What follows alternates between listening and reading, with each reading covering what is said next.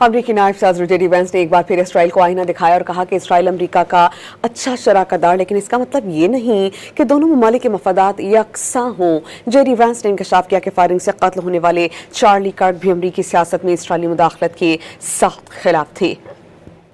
امریکی انٹیلیجنس اداروں کے مطابق اسرائیل امریکہ ایران ڈیل کو سبوتاژ کرنے کے لیے کوئی بھی اقدام کر سکتا ہے۔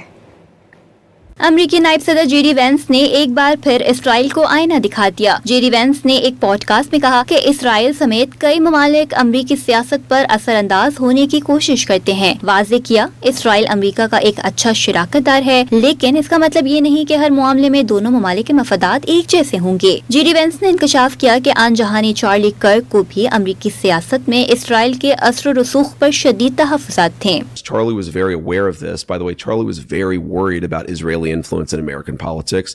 He also really disliked anti-Semitism. دوسری جانب امریکی انٹیلیجنس اداروں نے ٹرمپ انتظامیہ کو خبردار کیا کہ نیتن یاہو ممکنہ طور پر ایران ڈیل کی کوششوں کو نقصان پہنچانے کے اقدامات کر سکتے ہیں۔ رپورٹ کے مطابق انٹیلیجنس جائزوں میں کہا گیا کہ نیتن یاہو پر اندرونی سیاسی اور عسکری دباؤ ہے کہ وہ لبنان میں فوجی کارروائیاں جاری رکھیں، جبکہ تجزیہ کاروں کا ماننا ہے کہ امریکہ اور اسرائیل کے درمیان ایران اور لبنان کے معاملے پر اندرونی اختلافات شدت اختیار کر چکے ہیں۔ نیتن یاہو کو امریکہ کے ایران کے ساتھ امن ڈیل بالکل بھی ہضم نہیں ہو رہی اور وہ لبنان میں کشیدگی بڑھا کر معاہدے کو سبوتاژ کرنا چاہتے ہیں۔